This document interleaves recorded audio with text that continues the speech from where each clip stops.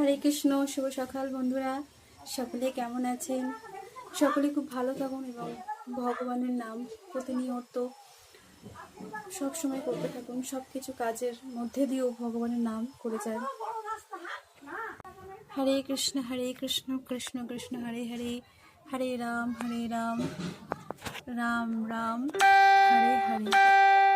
আমাদের প্রত্যেকটা মুহূর্তে ভগবানের নাম স্মরণে রাখা দরকার। অবশ্য সেটা গোবিন্দ কৃপা না হলে, গোবিন্দ না চাইলে আমাদের তার নাম আমাদের স্মরণ মননে আসতে পারে না।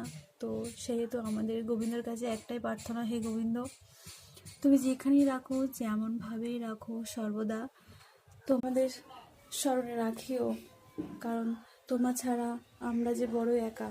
গোবিন্দ, সর্বদাই তোমার নাম সর্বদাই আমাদের